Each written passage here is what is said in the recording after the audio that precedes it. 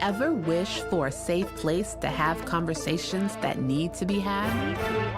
A place where you could say the things that need to be said? Well, welcome to Hope for Med.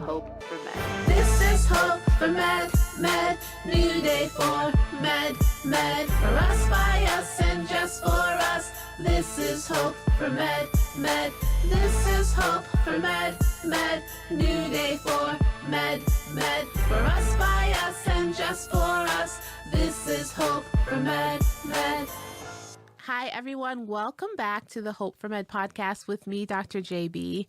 Today, we have a special guest by the name of Dr. Dolapo Babalola, who goes by Dr. Babs. Dr. Babs is a board-certified family medicine physician practicing both clinical and academic medicine at Morehouse School of Medicine, where she is also an associate professor and clerkship director. She is a health and fitness coach and founder of Living at Your Finest Company. Welcome, Dr. Babs. Thank you so much. It's a great delight for me to be on this platform, get an opportunity to talk with you and your guest listeners. Perfect. So, Dr. Babs, you are a family medicine physician. Can you tell me what made you decide to become a physician in the first place and what led you to becoming a family doctor? Yeah, so as far as I can recall, and I always tell everyone 5 years old, I feel like I recall wanting to be a doctor at that age. You know, I'm the oldest of 4 kids. I'm originally from Nigeria, so there's this huge responsibility upon me to always care for my siblings. And at 5, you know, my father always told me about his dream of wanting to become a doctor, but he ended up, when he lost his mom, when he was in medical school, he decided, I'm not going to pursue medicine anymore. The person I actually want to take care of is no longer alive. So he switched to neurophysiology. But I saw him always talking about medicine and that desire and how unique the body is. I mean, he's a neurophysiologist, so he was very intrigued by the brain.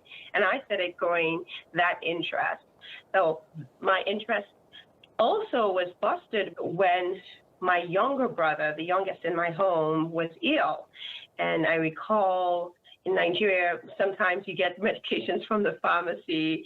And when he wasn't feeling better, we took him to our family doc. And the family doc asked me the question, so what did you get for your brother? What medication was he treated with? I recall my mom was out of town, so I had to take him with the driver. And I said, I don't know. And he accosted me that day. He said, how can your brother be on medication and you have no clue what he took or what they gave him? And I recall it like it was yesterday. So I said, never again am I going to be in a position where I'm not certain about what's going on in my body or my family's body. So not only did I want to become a doctor, but I also want to become a doctor that was well-versed in everything. I didn't want to say, oh, I don't know, I have to send you to the surgeon, or I have to send you to the OBGY. So that was why I decided family medicine was just the thing for me. And I love the continuity of care. Mm-hmm. So my family physician as a child took care of my mom, my father, took care of me and my siblings. So that's the genesis of why medicine and why family medicine. So you did your medical training where? Medical training started in Nigeria, but I completed it in University of Guyana, and that's in South America. You know, the funny thing about it is oftentimes people say, oh, I want to be this specialist. Like, for instance, I was going to be a pediatrician my whole entire life. Okay. And then when I got into medical school, my mind changed. But you said you wanted to be a family doc from the time you were 5, or you wanted to be a physician when you were 5, family doc when your brother got sick. Yeah. Mm-hmm. And how old were you then? You know, well, so I'm 11 years older than him, and I recall he was somewhere, I think he was, if I recall, I was probably 18 or so, and so he was much younger, and, you know, he had malaria, and they had treated him with so many things over the counter. It wasn't getting better. So my mom said she was out of town. I was like, take your brother to the family doc. So I must have been somewhere around that age. Not yet. I remember I was in high school, so somewhere there. And I felt responsible for him.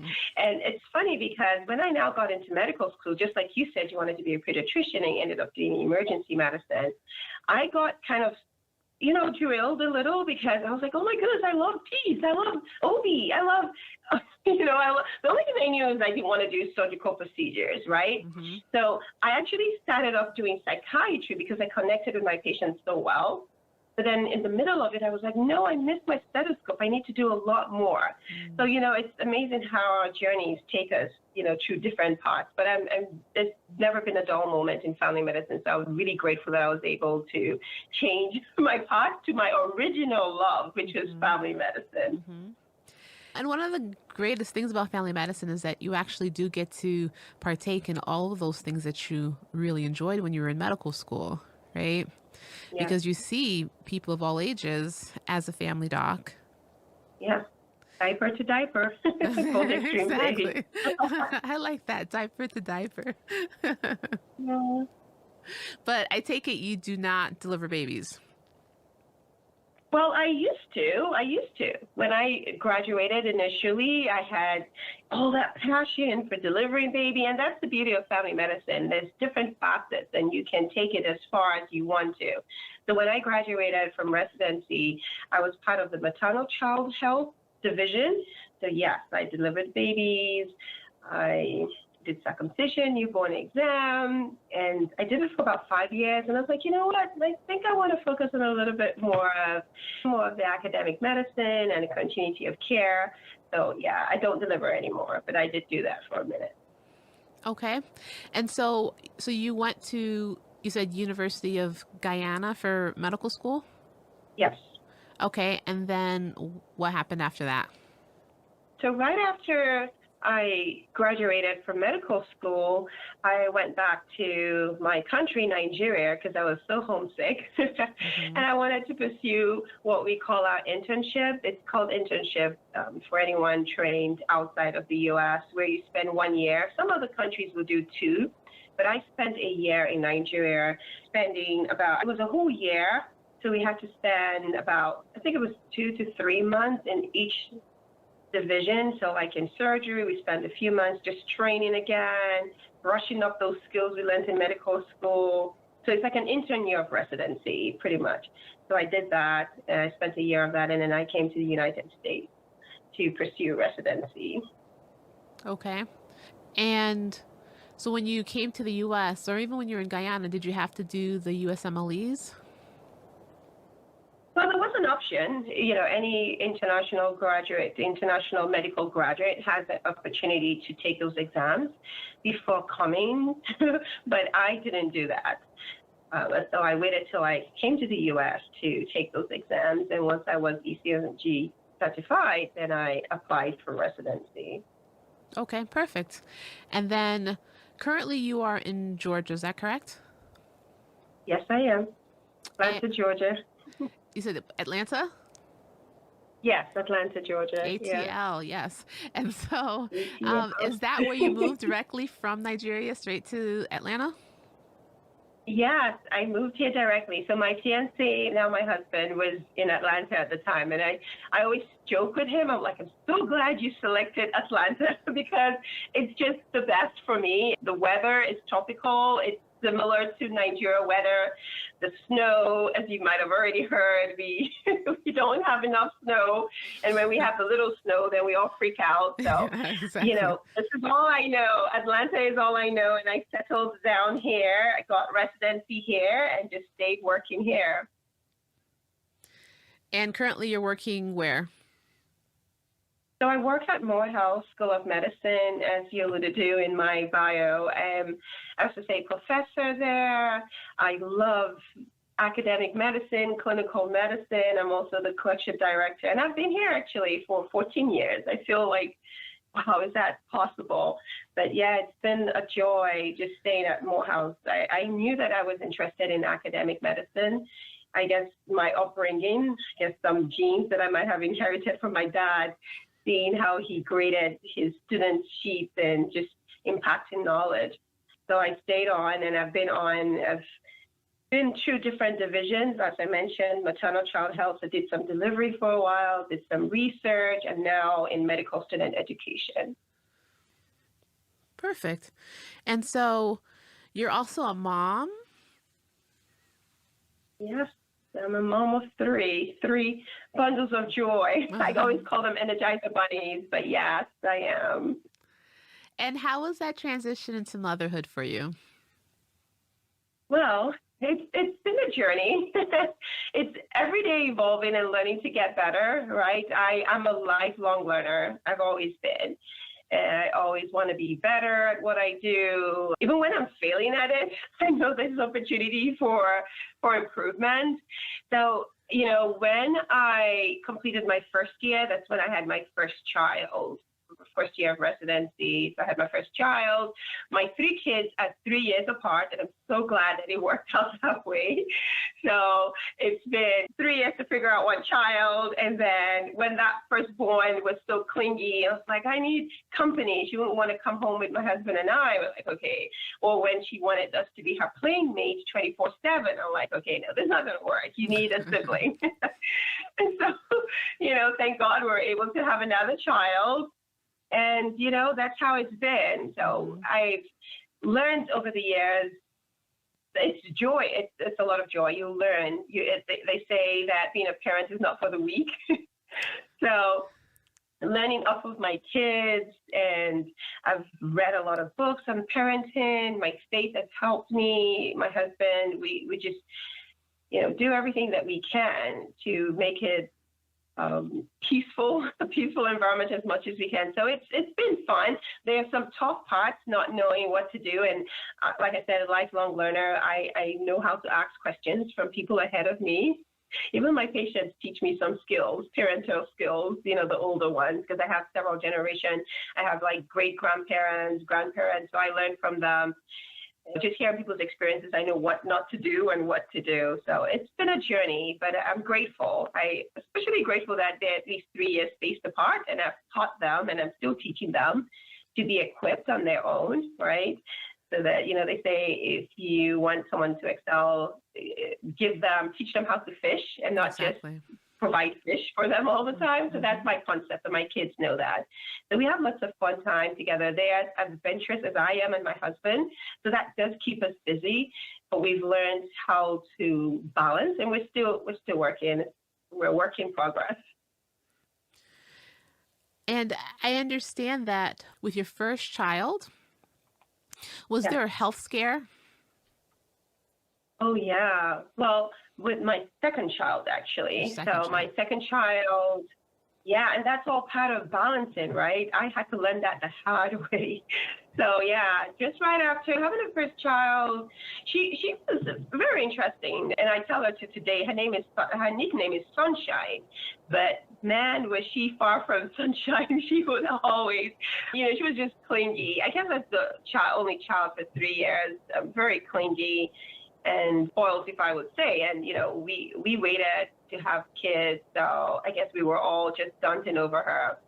But right after she was born, all the clinginess, we did all of that. But when her younger sister was born, I guess I thought I had the same mentality, that I can figure it all out, still using the same concept that I used for one child, thinking that it was going to apply to having 2 kids, a newborn and a toddler, without knowing that I needed to adjust. So I was overwhelmed, severely overwhelmed.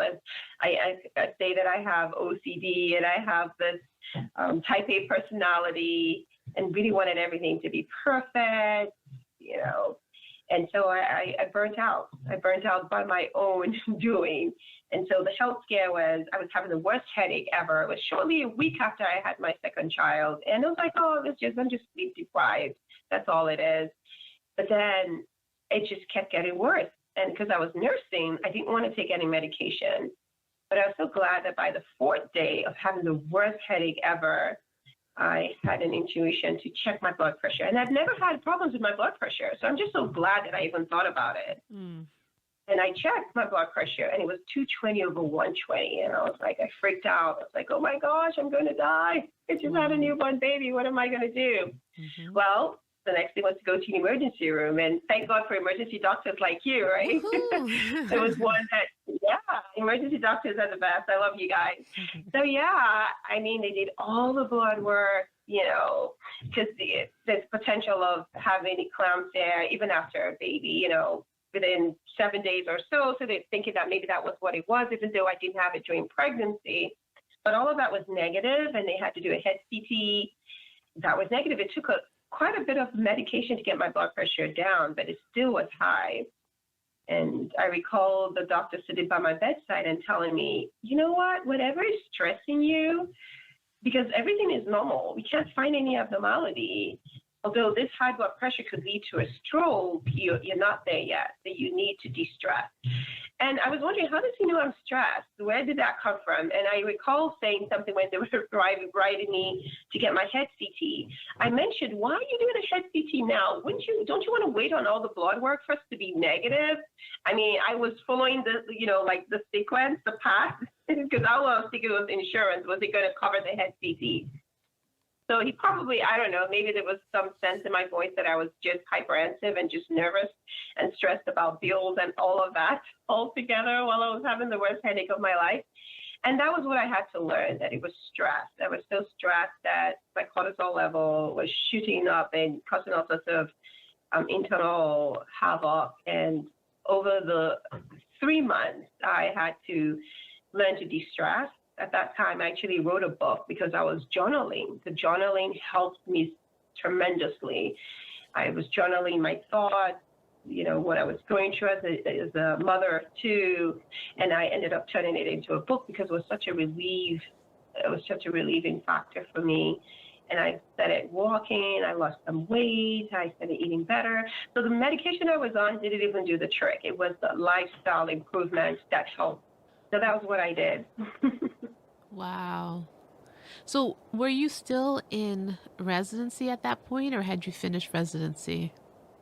Yes, good question. So that was in 2008. My second child was born in 2008, March, and I graduated 2007, June. Yeah, so I was out. I was a new faculty member. Yeah, so I wasn't in residency. I only had one child during residency.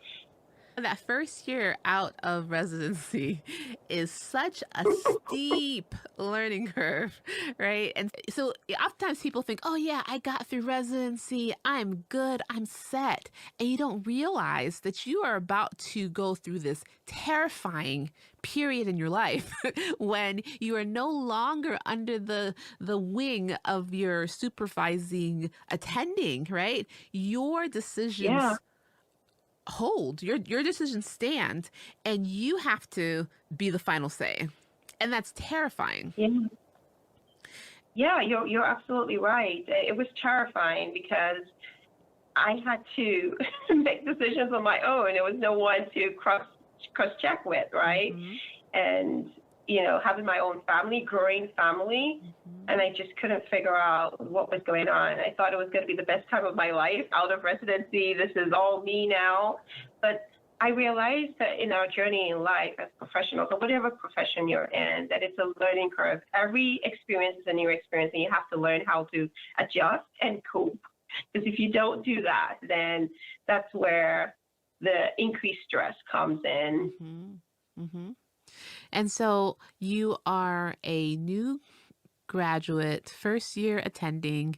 You have a 3-year-old toddler, and you just gave birth, and you're having a health scare. And it's true, with blood pressures that high, you could have had a bleed. You could have had an intracranial hemorrhage. And that's what that doctor was trying to see, whether or not you had that, is this some kind of like a subdural bleed or whatnot. And so, yeah, you definitely were stressed. That's a lot of stress. That's a ton of stress. Yes, it was. It was so stressful that my husband and my mom, they were overwhelmed. They felt so helpless. Mm-hmm. They felt, what are they going to, especially my husband, with two little girls, what was he going to do? And so everybody just made a quick adjustment. We had to reevaluate what was going on with us, and I had to do what I needed to do to be well, right? You can never pour out of an empty cup. So I think I might have run myself dry. Mm-hmm. So I needed to refill. And that was the journey that I started. Mm-hmm. And it looks like the first step with that journey was narration. And so were you journaling prior to all of this? So I've always loved to journal, but during residency, I didn't do much of that. I did it more in medical school, but during residency, I barely recall doing it maybe just once a week. But during medical school, it was every day. I had several books piled up. I was away from home. As I mentioned, I studied medicine in Nigeria, and I left to go to South America where my auntie was. So I was journaling. That helped me cope a whole lot. But during doing residency, I just lost the touch for it because, as you know, with residency, it's a different kettle of fish. So when I had this health scare, I started back again. Mm-hmm. And there was so much joy and liberation doing that. I was soothing, it was calming, I was able to meditate and air out my thoughts and anxiety because there were many. I guess there were some underlining things. And sometimes you feel like, oh, your life is pretty perfect, right? Out of residency, you have a second child, other things going on. I believe we might have just bought a house too or something. So there was all those good things, but then there were states of anxiety. So yes, the journaling picked up then, and it turned into what I call my inspirational book titled My God, Even in the Last Minute. And it really did help to calm me down. I was finally able to get off those 3 blood pressure medicines. Mm-hmm. I was on it for almost 3 months, but I was able to wean off. My doctor was able to wean me off, and I'm so grateful that I learned it. And it allows me to even be a better doctor with my patients, because I tell them about lifestyle medicine and about stresses and what it can do. I've lived it. So yes, it really, I think it was a great lesson for me to learn. So, I don't know about my listener, but 3 months is a very brief period of time to have been on 3 different blood pressure medications and be able to wean yourself off of it. How did you do that? Well, so it was, again, with my primary care provider. When I left the hospital, I was on 1. And then by the time I followed up with my TCP, which is what we usually will tell our patients, right? We start you on something, we need you to follow back up, let's see how it's working. But it wasn't working. My blood pressure, it was weird. It was the weirdest thing. I mean, even though they told me to monitor my blood pressure often, I probably would do it 3 or 4 times a day because I was anxious too. I was nervous. But when I followed up in a week, the blood pressure was still high. So it was bouncing back and forth. And they incorporated another blood pressure medicine. And still, even after a 2-week follow-up, it was still very high. And so that was where it was adjusted over that 3 months. And it stayed at that, I believe at the end of the first month was when I had gotten the 3rd one. And that was because it still went back up to that level. Now I wasn't having those headaches anymore, but it went back up again. And so I was on the 3 medicines for really about, I would say 10 weeks. And then we slowly weaned me off. So the last time I was on 3 was the 3 months, but I was gradually weaned off over the next couple of weeks, and saw that I tolerated it. So it wasn't just stopped abruptly. Yes. But I was doing that period, though. During that period, I was doing all the other things, lifestyle modifications. I was learning not to stress. I was learning to outsource things. The mentality where I feel like I can do everything myself, or it has to be my way, it has to be perfect. I was learning, and I think that might have been where I learned the skill for my 3-year-old to teach her how to do things for herself so that you're not always needing me or requiring me to do things for you. It was fun because I started reading books where they will tell you what a 3-year-old is expected to do, what a 4-year-old is expected to do. So I was trying to adapt and tailor all of that and adjust as appropriate. So yes, I learned how to de-stress. So I believe it was the lifestyle modifications that really helped. We can take medications all we want, but if we are just putting a Band-Aid over the situation or the issues, the medicine is of no good. So And there's an African proverb that says that actually. let me just clarify a couple things.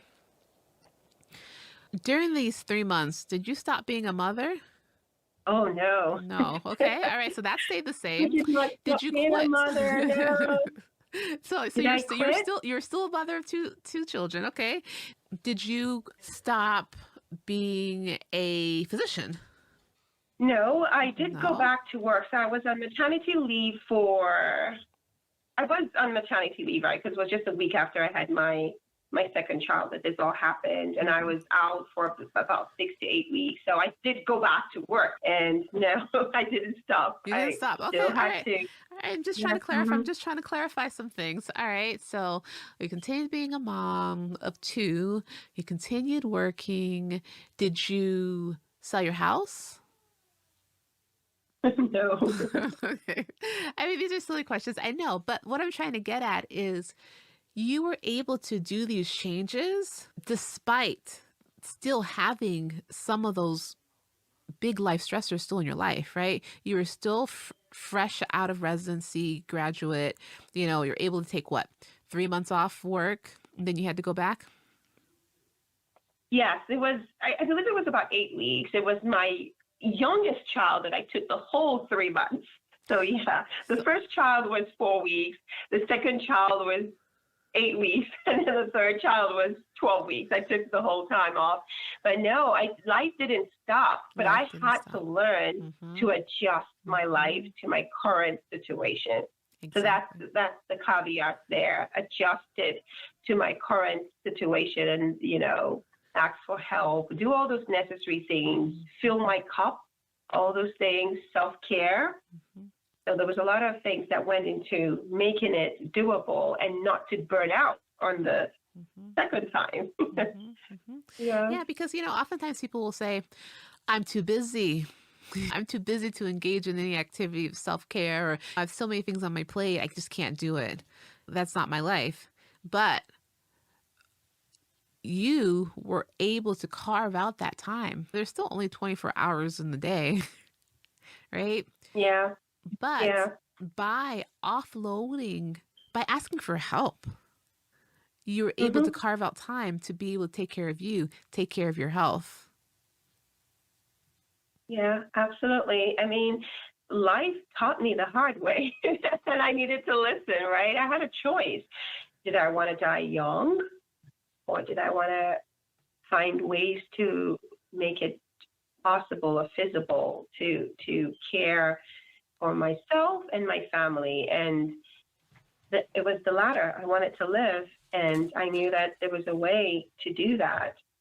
So, yeah, and that was what I did. I recall when I spoke to one of my church members, actually my pastor's wife, and she mentioned, oh, yeah, we have some church members that you can leave your baby with. My toddler was in daycare, and you can leave your baby with, and you can go on a walk, you can exercise, do whatever it is you need to do, or, just some time out, we can take care of you. Because I didn't want to have a nanny. I wanted somebody familiar to care for my child. And that's usually what our issues are, is that we don't, and rightfully so, we don't know who to trust, so we do it all ourselves, right? Because of that issue. But I had to figure out, okay, I can't be with my child 24/7. I need time for myself. And so I still talk to her today. I mean, she's amazing. I was like, you helped me out when I needed you to help me out. She took care of my child, watched over her while I did some self-care. And so I believe to our listeners, that's the important thing. Figure out what you can do, because there's always a way out. There's tons of resources available. We just need to figure out which one will work best for our families, because we don't want to, just like you said, 24 hours in a day, but if we don't use the time well, it's not going to serve us any good. And so that was where I needed to adjust, and I'm glad that I was able to, because it's been 13 years now. My child that I'm talking about is 13 years old. She was 13 in March, and they hear me say it all the time. I don't want to go back and start taking blood pressure medicines. Don't stress me out. Exactly. So they've heard that story over and over again. When mommy is beginning to get stressed, it's like, she doesn't want to go back on blood pressure medicine. Leave her alone. Yeah, so that's my line. So everybody's like, okay, don't stress mommy out. So it works out well. So you continued to work at Morehouse, and you transitioned from child and maternal health to primarily, I guess, just family practice, gave up the OB portion of your practice, but got into the teaching and educational portion, working with the clerkship, and ultimately becoming the clinical and clerkship director. But in addition to that, you are a fitness coach and you created your own company. So walk me through. That's a funny question. Wait, say that again? Said yes, that's exactly right. That summarizes it pretty well. So walk me through the creation of that. Like, what happened? What made you decide to pursue that? Yes.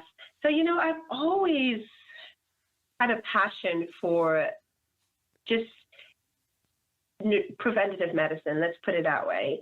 Because as you can tell, I don't like taking medications. I really don't. And part of my why to improve on my health then was because I wanted to get off medicines. There's just something about me popping pills. Now, of course, if you have to, you take it. I took it because I didn't want to have a stroke, right? But I still prefer preventative medicine. Yes. And I look at it that just based on the data that we see, the majority of the chronic diseases are lifestyle related. Having that passion in my practice, I've always done like preventative medicine. I'm that provider that will spend the extra time to educate patients on why you need to be on this medicine, why you need to do this. I just don't give patients medication and just tell them what they need to do, right? I need their buy-in. I need them to understand. And so with that drive and that passion, and this was last year, I'd always known that this was something I was going to do, but I guess with COVID and having a little extra time, I said, what, make a while the sun shines is what my mom always says. So I was like, you know what, I might want to build this company now, living at your finest. And that was where that all came about. And more so last year, I lost my father in January. He passed from cancer, gallbladder cancer. And I recall that he had always been able to overcome several health challenges, but this one really took him down. And the conclusion was that his immune system was just so weakened because he was so sleep deprived. So with my father having chronic insomnia, it just never got better. I tried to give him some tips on how to maximize his sleep hygiene, but none of that worked. And unfortunately, he wasn't able to recover just because he was so sleep deprived. And it made me consider taking courses in sleep, because numerous of Americans, if not worldwide, are sleep deprived. I have a patient that we thought was depressed, and when we actually took a deeper dive into his sleep patterns, found out that he had sleep apnea, and the moment he started sleeping better, he tossed his antidepressants because that was really what was going on with him. So I felt that there was no perfect time as the present than to just dive into these issues instead of putting a Band-Aid. So I took multiple courses. I did an obesity medicine certification as well as lifestyle and functional medicine certification, just so that I can learn a little bit more about getting to the root cause. And during COVID, as you're aware, it really took an impact on our communities of color. And so I thought this is the best way to empower our community to just nourish their bodies, their minds, and their spirits so that they can flourish as health champions. And I do this by just sharing lessons learned from my personal health struggles as well as my extensive professional training. I developed a coaching program as well as a YouTube and a podcast. So that's how it all started. Wow. So I am so sorry to hear about Dad and his Thank passing. you. It sounds like he was a true inspiration for you throughout your entire life. And even now, you know, because his passing is what kind of jump started this next phase in your life. You're absolutely right.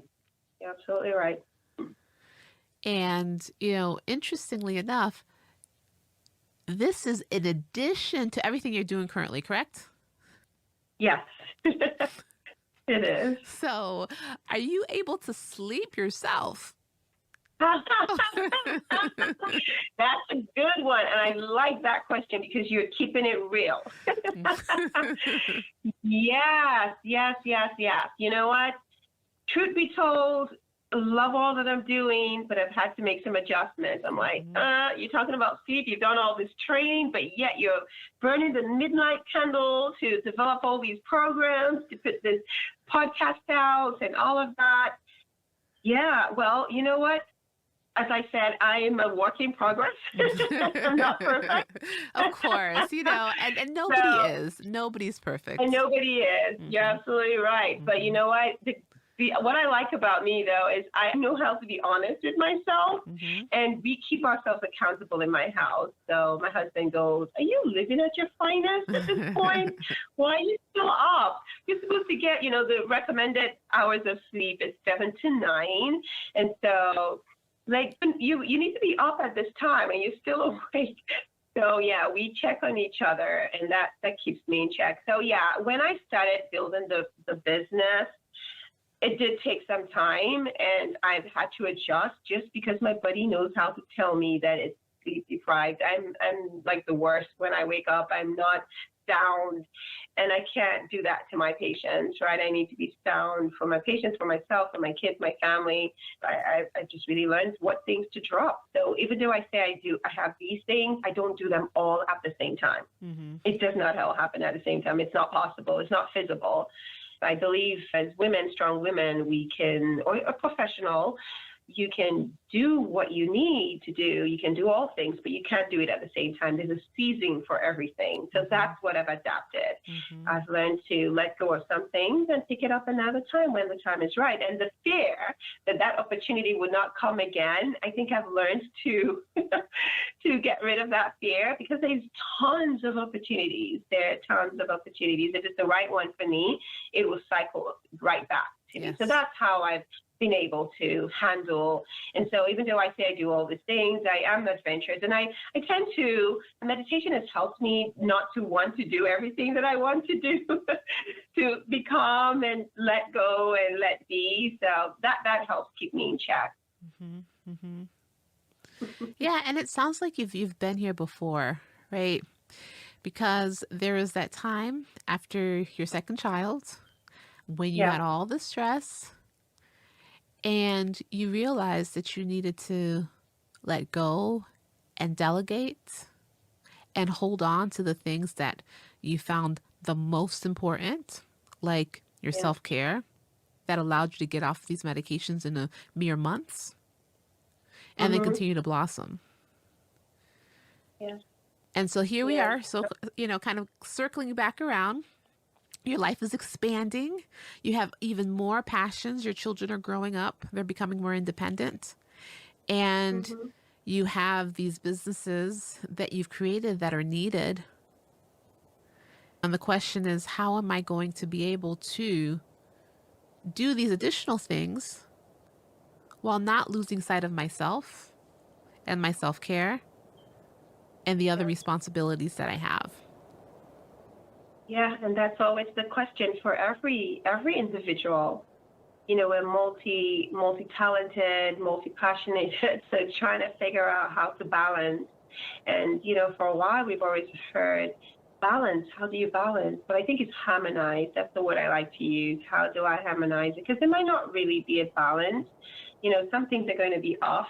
I look at the pillars of holistic health, and it comes under 8 umbrellas. I have a code I call pose if, right? So it's physical pillar, it's occupational pillar, financial pillar, intellectual pillar, social pillar, emotional pillars. All those pillars, they cannot all be on the same level every single day of the week. That will be just too difficult to figure out, because we're not just dealing with ourselves, right? We're dealing with human beings around us, right? Your partner is a human being, your children are human beings. They all have their different emotions every day. We all have our different emotions. So as long as we harmonize them, and then, if you have to pick up on one other pillar and do a little bit more, then you do it, because that's the one that needs a little bit of touch. And then so not doing it every day and doing it all out, it will just burn you out. And I didn't want to go back, like you said, to where I was before. So it's always a reminder that I need to figure out the best use of my time, and knowing that the foundation is for me to sleep and self-care. And my mental health is so important to be able to equip me for these different roles. Because if you lose your mental health, then you've kind of lost everything. That has to stay sound. Absolutely. And in terms of sleep, I mean, so many of us are so sleep deprived, and we don't realize the value of sleep and how detrimental it can be to our health.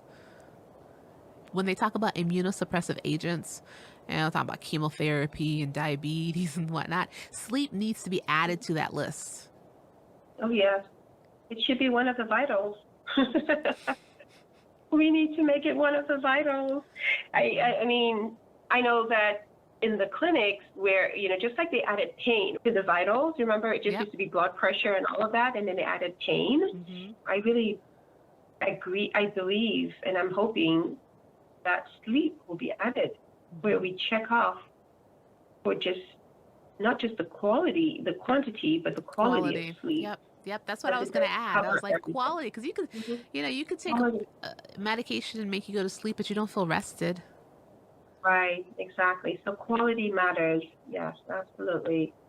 Yes, I have an acronym for sleep, and that's all part of what I have in my coaching program, where we go over it, and I apply it to myself as well. Make sure that I'm following the same guidelines, because what is good for the geese is good for the gander. So with all of us, it makes us to show up at our best and have our optimal health in check. So when you work with these residents, do you work with medical students and residents, or? Yeah. So mostly medical students, because I'm the clerkship director, but I do have residents that I precept once a week, and then we have Wednesday sessions together. And do you talk about the importance of sleep? Absolutely. My learners now know that the approach that I take, and I tell my patients too, I use an integrative approach when I care for my patients and when I teach. It's all about getting to the root cause. So we dive into what are the issues behind the symptoms. So you have all those symptoms, but what's the root problem?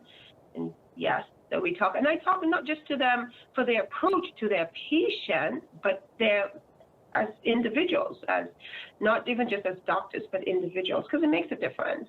I have students that, sleepless night, they don't study. I mean, well, they're studying, but they don't sleep, right?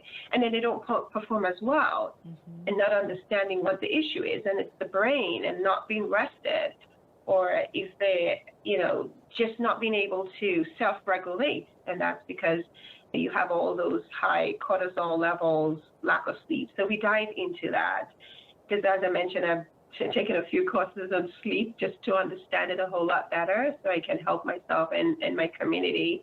So we dive into that for them as individuals, and how they can translate that information into their patient's care. So it is transformational. And so What are some recommendations, in terms of optimizing your sleep? Yes. So the recommendations, again, as we said, the hours of sleep, it varies depending on age.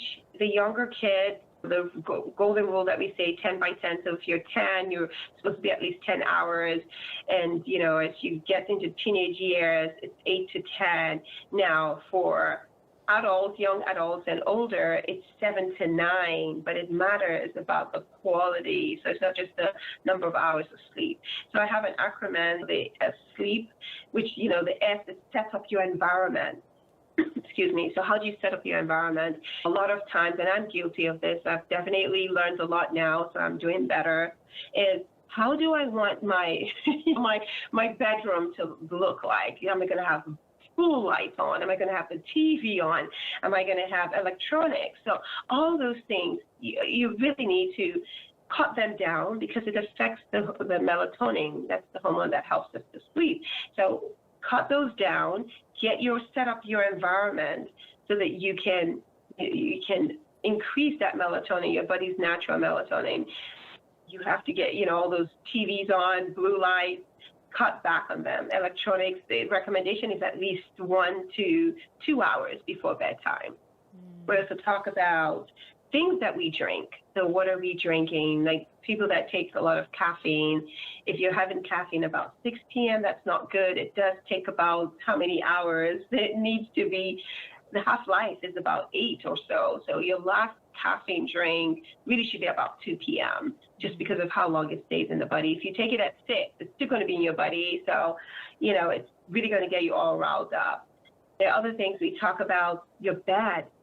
So bed is only for, just intimacy as well as sleep. Anything more than that, you're confusing your brain. And that's why I have patients that will lay in bed with TV on, with their books and everything. And your body's like, oh, she's just her usual stuff. She's not ready to sleep. So they toss and turn when they're ready to sleep. So the bed really needs to be sacred and just those activities, intimacy as well as rest. We talk about preparing yourself in terms of, do you need something to calm you down, soothe you? You can have a cold bath. Some people prefer to have a warm bath. It doesn't matter. You don't want to do any vigorous exercise because that would also get you all riled up. Something light, meditation, journaling.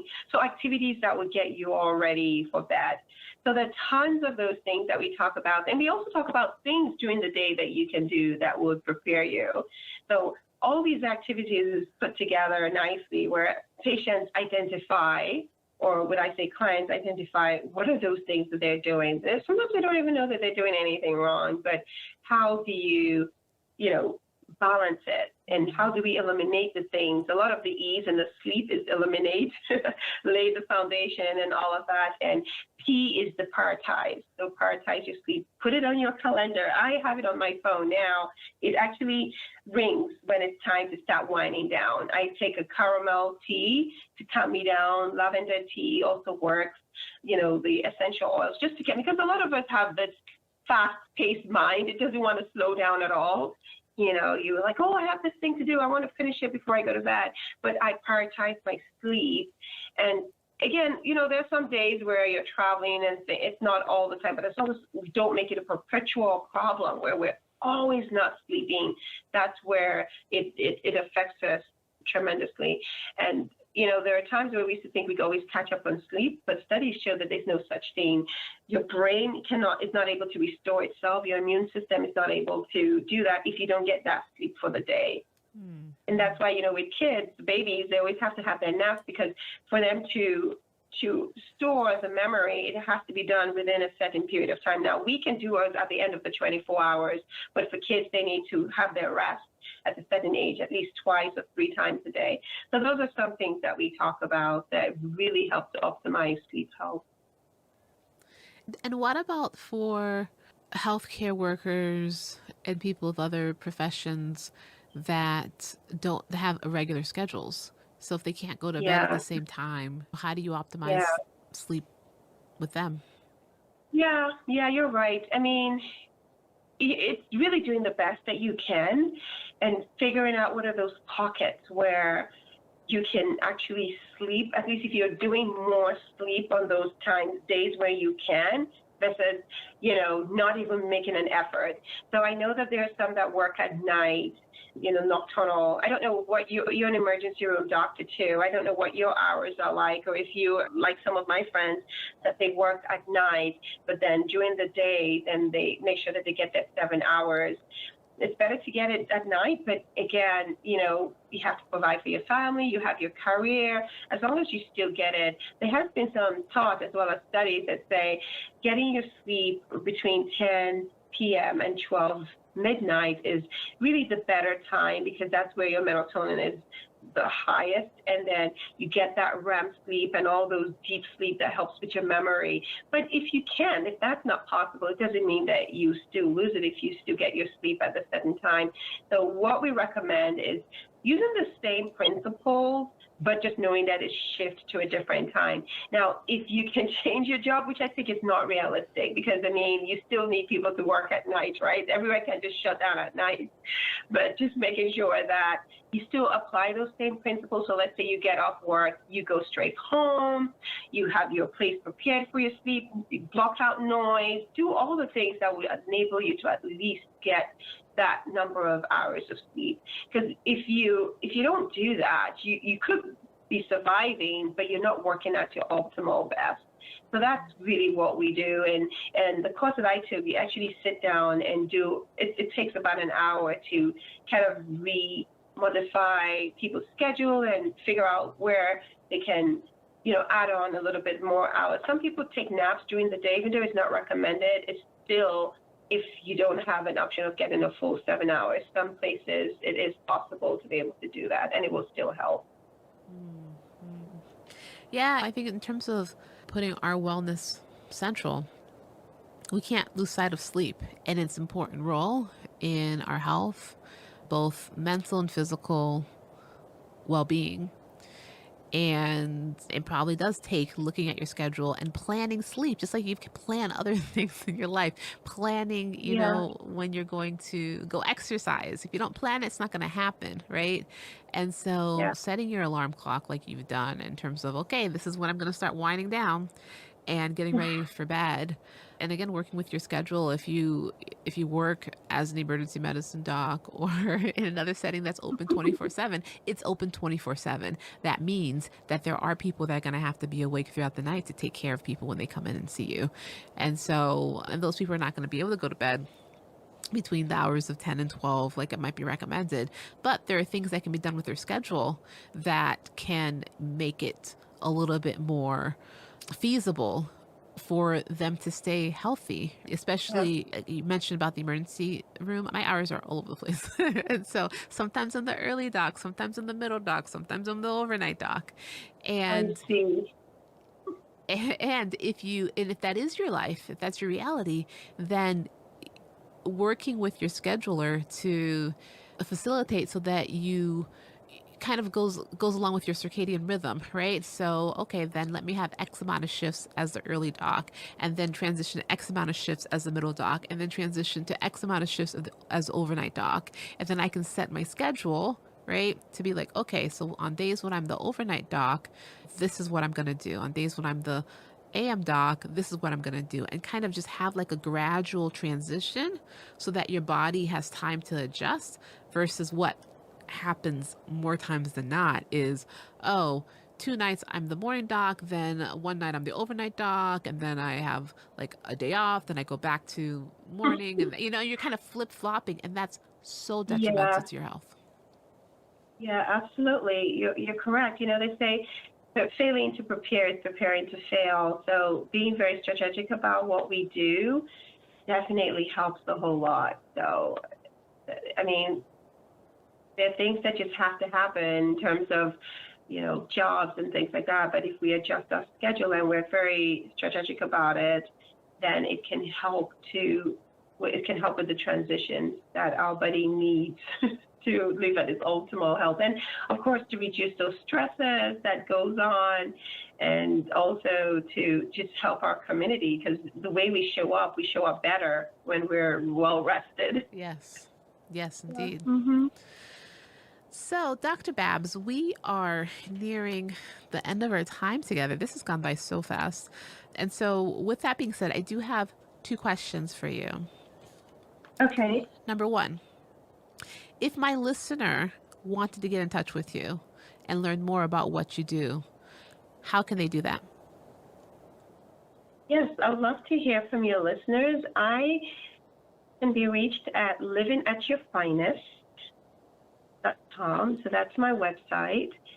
My email, I can drop that as well, is drbabs@livingatyourfinest.com. And I do have a YouTube channel where I weekly have a just educational video on different health-related topics, because the whole idea is to empower us to just nourish as health champions. So I provide different topics. So that's Living at Your Finest with Dr. Babs at YouTube, as well as my podcast and Facebook page. So everything is Living at Your Finest. It makes it very straightforward. I do have a freebie that I would love for your listeners to partake in. It just talks about my signature course that just breaks down Living at Your Finest, what it means to live at your finest, and it can be found on the homepage of my website, Living at Your Finest.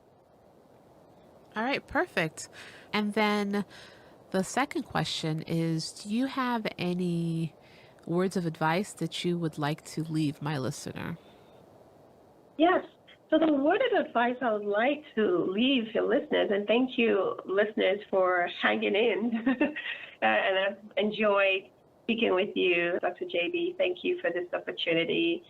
You know, we are in this journey called life, and I've learned that we never arrive. You know, we can't say, oh, yeah, I've made it, I've figured it out. Tomorrow is going to have its own challenges, its own joy, its own setbacks. But the beauty of being a lifelong learner is learning to pivot and adjust and grow. And so my encouragement to all of us is that we should take it one day at a time and just have that growth mindset, and not to sweat the small stuff, because that was what I was doing, sweating the small stuff that almost led to me having a stroke and, you know, being ill. So really paying attention to our optimal health and adjusting. Everything can be perfect all in one day. It's about progress. So whatever it is that we as we reflect that you're doing, if it's sleep, if it's your nutrition, if it's exercise, how do we get better the next day? You can be inspired by people, but you be better than your yesterday is definitely the end goal for us all. I love that. Stop comparing yourself to other people. Stop looking outside of yourself. Just focus on yourself and slow but steady improvements. Yeah. Who says a doc can't rap? DOCTORJB. The greatest doctor to ever touch the mic. The greatest podcast ever broadcasted or pre-recorded. Come learn some. Each one teach one. I'm done.